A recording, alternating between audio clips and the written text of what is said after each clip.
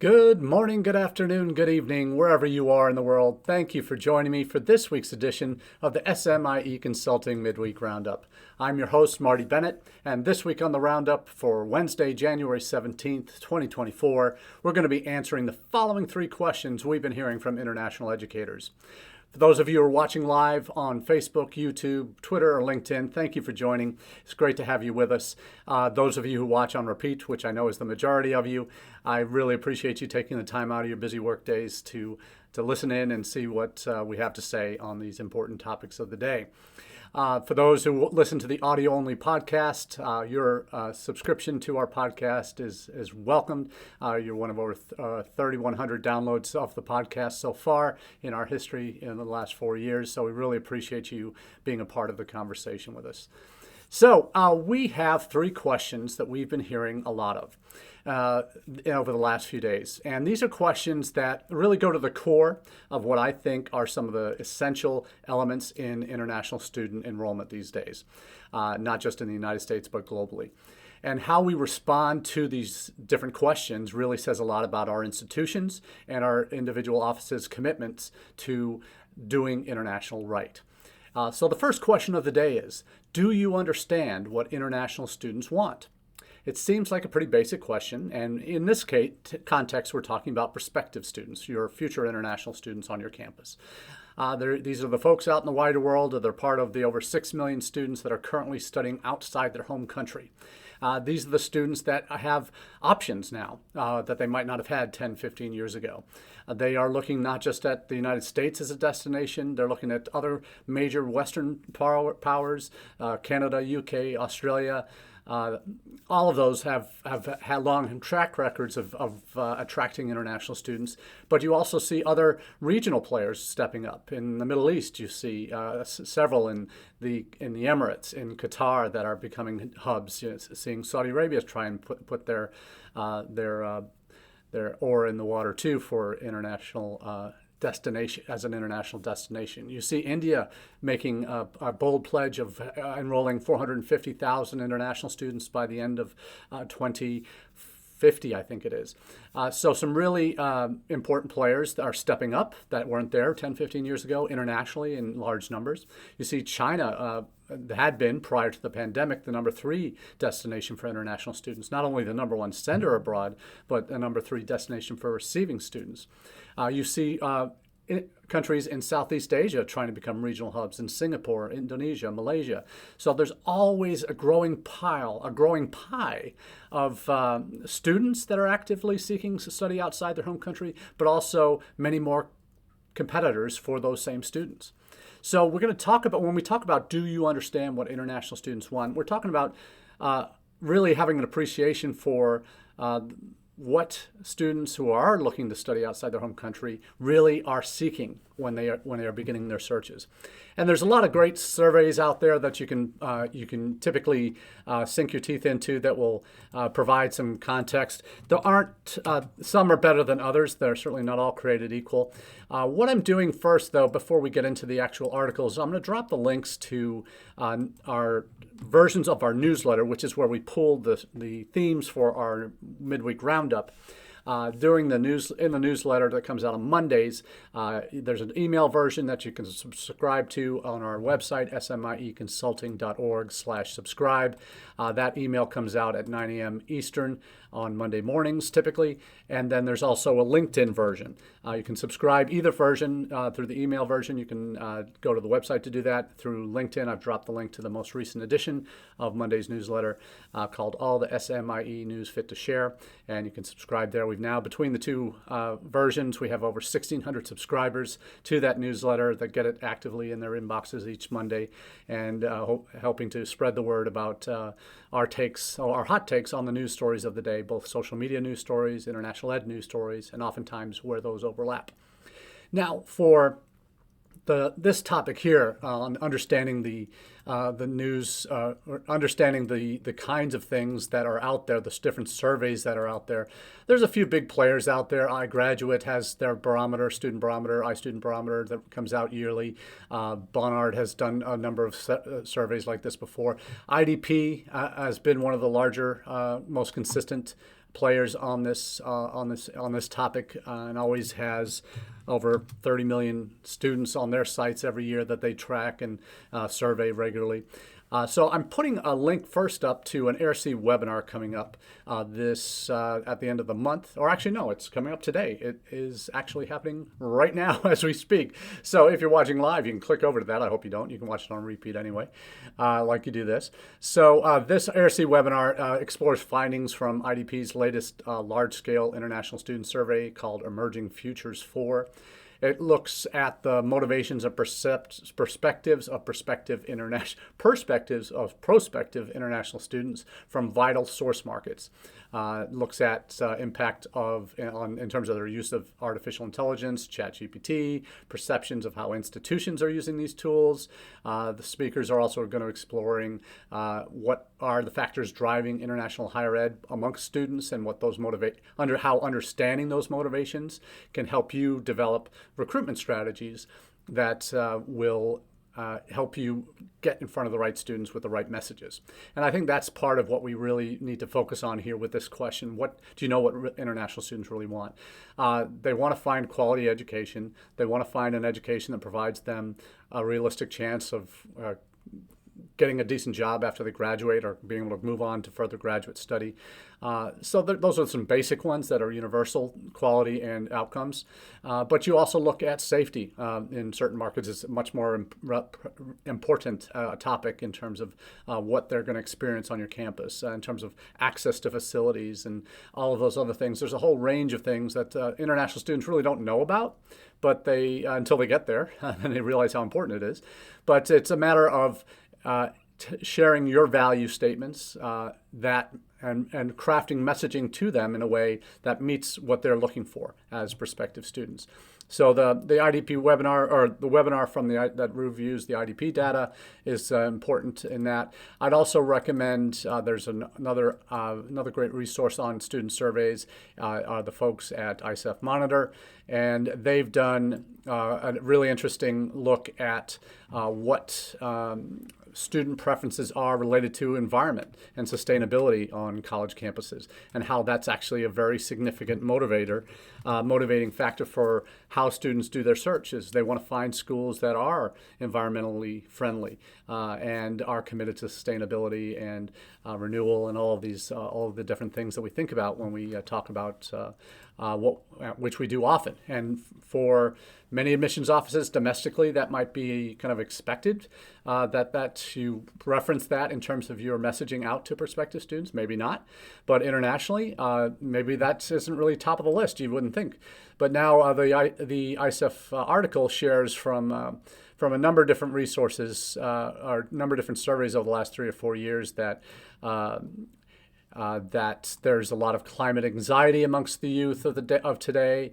A QS report in 2019 found that 94% felt that universities could do more to reduce their environmental impact. We see our QS 2023 student survey that found 4 in 10 international students actively researched a school's environmental sustainability strategies or efforts.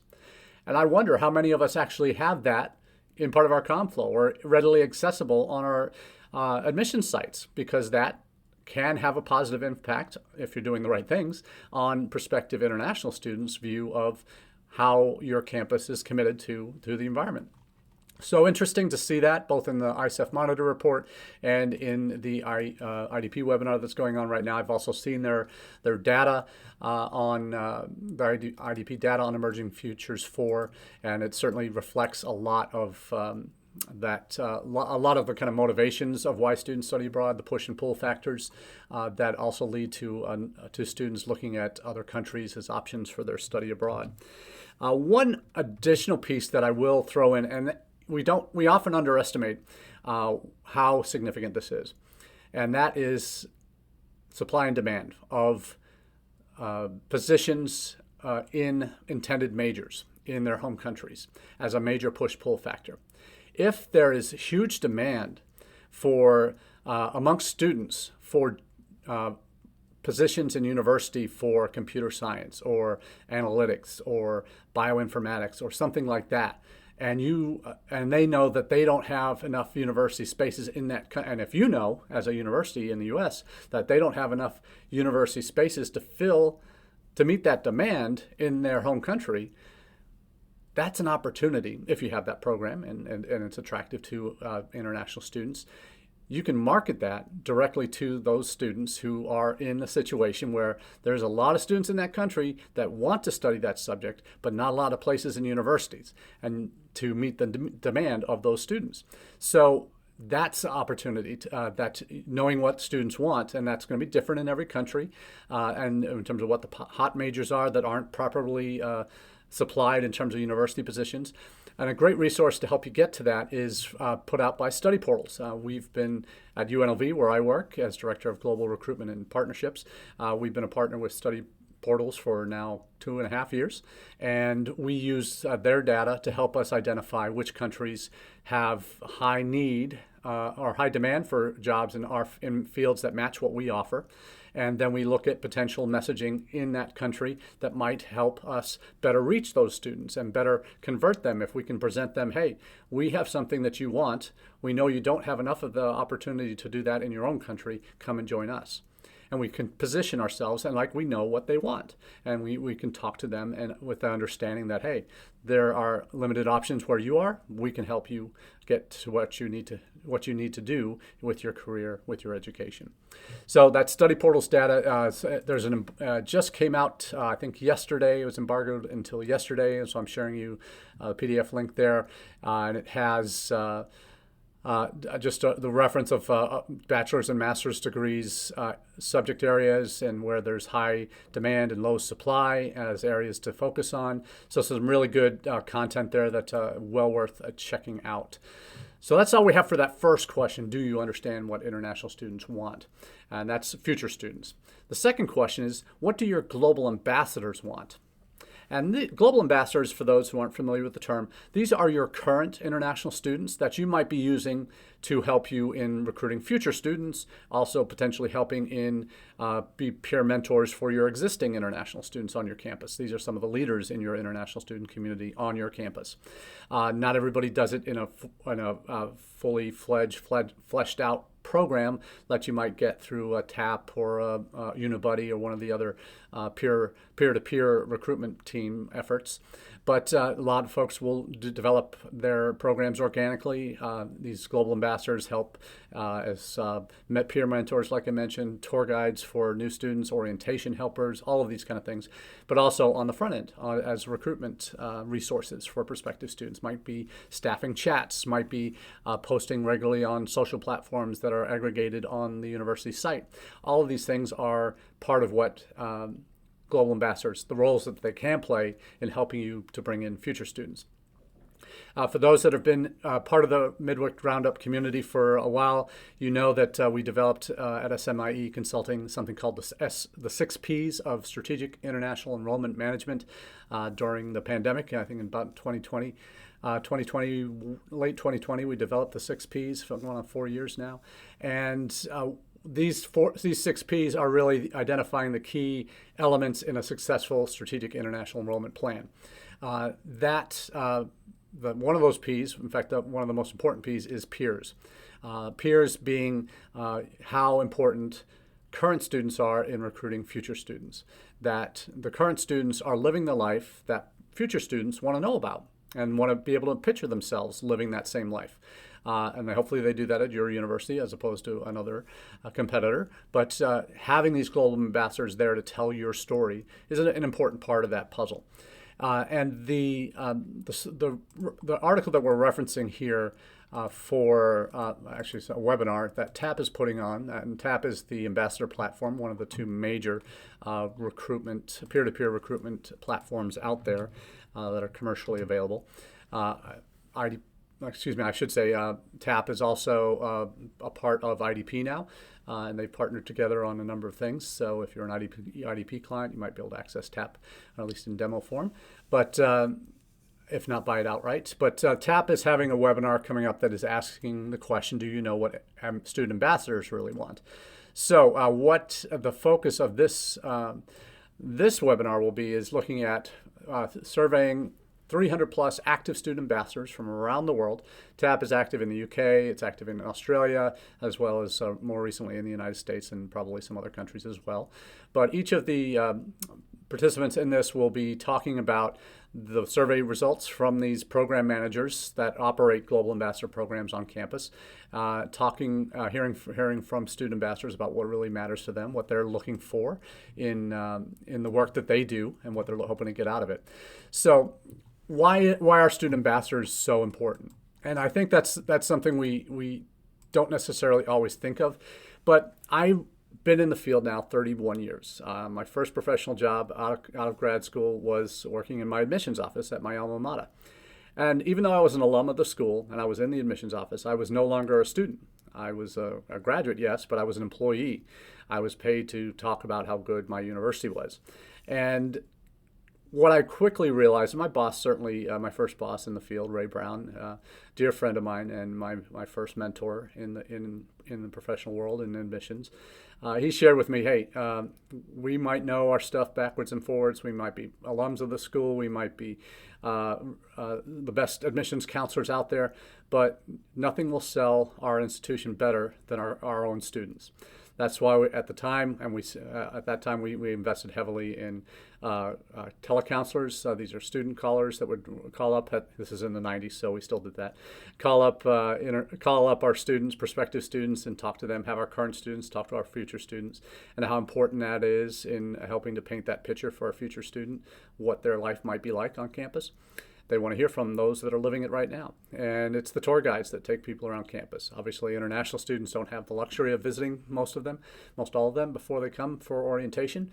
So for us, we quickly realized that the feedback we get from tour guides, we got back from our telecounselors, from the students that they interacted with, prospective students they interacted with, and after enrollment, we find out that is probably one of the more important factors. I know when I made the decision to attend my university, I came on a rainy Friday afternoon in April before I graduated high school, and with my best friend from high school, we took a tour of the campus. It was a miserable day, but we felt like we were wanted on that campus, that we would be included, we would be engaged, we could easily become a part of the university community there. And even though the weather was terrible, we felt that we belonged there. And that's ultimately what you want every future student to have an opportunity to experience, what it's like to be there as a student. Again, internationally, you're not going to get there before you enroll, most likely. So it's how do you do that virtually now? Virtual tours, virtual chats, online events that you host that you can include your current students in to help share their experiences with your future students. All of that is so very relevant in terms of adding value to what you already do through your messaging. Messaging that gives them all the nuts and bolts of what they need to do to apply, get scholarships, pay their deposits, figure out how to get to campus, all those nuts and bolts kind of questions that you can do well and you can do at a very high level, but you also need that missing ingredient, and that ingredient is the current student experience to inform the future students' expectations of what it's going to be like. Because I mentioned earlier, future students don't know what they don't know before they get to campus. So it's up to your current students to help paint that picture better for them, to help flesh out, hey, talk about the hours in a week that there are. Yes, you're going to study a lot. You'll study 2 hours for every hour that your class meets in a week, but that still leaves you with over 100 hours to fill each week. So how do you do that? Yes, you're going to sleep, maybe not as much as you did in high school, but you're going to get involved in activities. You're going to want to go to speakers that are coming to campus. You're going to want to go to concerts that are happening. You want to get involved in some sports teams, club and intramural teams, perhaps. You want to see what the larger city or community that you're living in has to offer. All of these things are part of that experience that, to be honest with you, internationally is a picture you need to paint even more so than you do domestically. Because internationally, the expectation is if they were in their own country going to university, they don't go to a university for everything else that we just talked about. They go there to study, go to classes, study, and come home.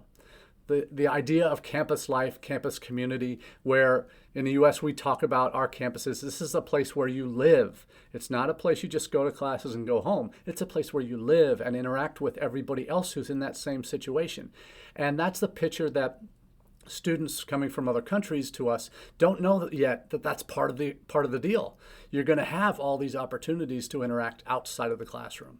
So I think it's incumbent upon us to really take the time to incorporate our current students in telling that story, because we can put it in paper, we can put it in on our websites, we can put it on our social platforms, but what sells your institution best is always going to be your current students. And if you are managing that and equipping them to help tell the story, knowing what they want for what they're doing is also part of that equation. So you can have the best students helping you, but unless you're helping them with what they need to do their jobs well, you may be missing a trick as well. So it's a very complicated process, and there are a lot of moving parts in making a successful global ambassador platform or global ambassador program that can help inform your future students.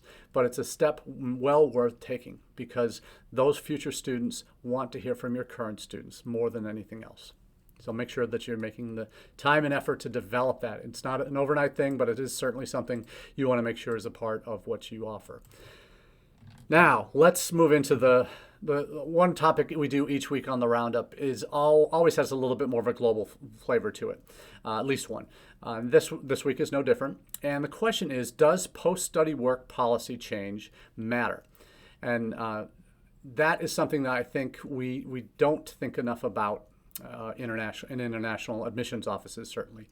But it does have a huge impact in terms of what your future students think about not just your institution. It has really nothing to do, changes in policy at the government level has absolutely nothing to do with what your institution is doing.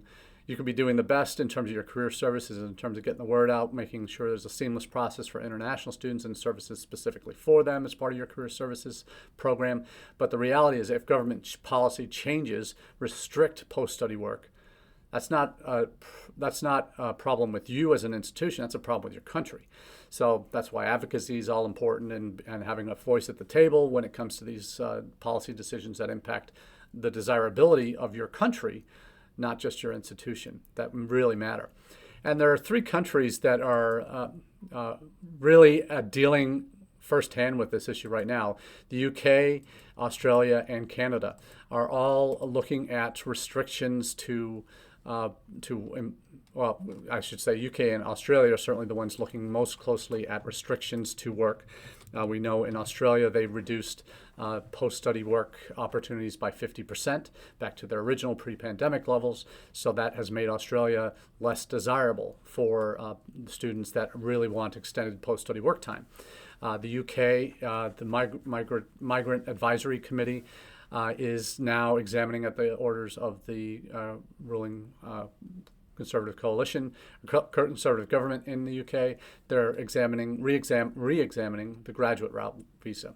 That's the post-study work visa in the UK that gives 2 years of work permission to all graduates there from university programs. So both Australia and UK have had changes either had changes implemented in Australia or may soon have restrictions implemented in the UK that will impact post-study work under the current government. So why is that important to mention here?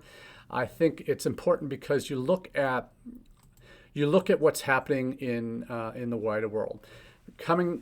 Certainly during the pandemic, we saw students' preferences in terms of what motivations for what was impacting them, particularly at the undergraduate level. We saw more and more students concerned not necessarily, number one, about rankings anymore, which is a good thing, frankly, if you ask me, but they're also looking at, more importantly, the return on investment. And that return on investment is, what is this university degree going to get my son or daughter? And that's mom and dad talking there. They're the ones paying the bills and the lion's share of international undergraduates coming to the U.S. So they want to know, what kind of jobs can I get when my son or daughter get when they graduate? What fields can I go into if they want to go for further study? What's the track record of getting graduates into master's and doctoral programs if they're coming for undergraduate degrees? Certainly if they're going for master's or doctoral, they're looking at what's the job prospects for an international student graduating with a degree from your institution. And so few schools do that well, if at all. I know we're struggling with that at UNLV. It's as part of our international student enrollment management plan is as we grow out what we're doing and internationalize our campus so that all campus offices realize that international students have different needs than the typical domestic students, and that we need to be aware of what those are. And when we don't know, we need to ask. And in the eventual future policies that we develop, we're taking them into consideration as we look at new services that we offer or ways that we can improve what we're doing. That matters, and post-study work is one of those. So if we don't capture the outcomes for international students, we are missing a trick, a very important trick that can, if we can tie those outcomes that we do have now, either anecdotally or numbers-wise, data-wise, you can tie that and loop it back into the recruitment process. That's added tools to your arsenal to help convince a prospective student that you might be the right destination for them. So the articles that I've shared talk about what's coming with the UK sector, that they're gearing up to protect post-study work graduate visas. In Australia, they've already had that impact. And there's an article from Vietnam that references specifically to Vietnamese students that might be looking to go abroad. Hey, if you're looking at Australia or Canada, be prepared for a tougher market if you're looking to get significant work experience after you're done with your degree. So those changes matter. When the governments make the decision to cut benefits for international students, to reduce the amount of time they have available for post-study work, it will have consequences down the stream for future students that are looking at your country as a destination. Now, as international student admissions people and student scholar services offices on campuses in the U.S., by ourselves, we can't do much. We can educate and must educate our current students and future students as to what changes might be coming, if there are any, that impact them. And communicating changes is an important part of any good office in terms of working with future students or current students. But you also want to make sure you're active in advocacy. And if not your office specifically, certainly through representation, through government relations on your college campuses at the state level and the national level, but also thinking about the implications of the association world that we work in. We now have, obviously, the U.S. for Success Coalition formed of 10 to 13 different international education organizations, including NAFSA, President's Alliance, Alliance for International Exchange, AIRC, and a number of others, important organizations that are membership-driven but advocacy-driven as well, and that having a voice at the table to raise these issues that, hey, don't mess with OPT. Please don't mess with STEM OPT. It's one of our biggest selling features about our country in terms of those opportunities after graduation. All of this matters. So we really encourage you to take to heart these kind of messages here, that you're aware of what's going on in the wider world, not just in your country where you are, but also in other major competitors for the same students. So that's part of that perspective we always talk about with our 6 Ps. The first and most important one is understanding and having an awareness of what's going on in the world, and how, when the UK changes policy on the postgraduate work visa, when Australia reduces the amount of time that students have there, that's an opportunity for you as an institution to sell not just your institution, but the U.S. as a destination. And I think we miss a trick a lot of times on college campuses when we're recruiting international students. We think we're competing with our big state school down the street, or for the small private liberal arts college that we often cross apps with. Internationally, it's a different world. You're competing with other countries for the same students. So the more you can tailor your messaging to accommodate and highlight the benefits of the United States, not just your institution, but the United States, you're giving yourself an advantage in response to what's happening in the rest of the world. That's all we have for you this week on the Midweek Roundup. We appreciate you taking the time to spend with us to hear what we have to say and how these kind of stories that we're talking about, the questions we answer, might help you do a better job in international education at your institutions. So until next week, we wish you the very best. We're going to be traveling next week. We'll be arriving in Nepal about the time that this goes live, so we may do a brief live shot from the airport, but we'll be back stateside not until the 14th, I think, of February. So it might be a fair minute before we have one back in the home office, but we will be in touch soon, and hope to have some conversations with you along the way. Until next time, cheers.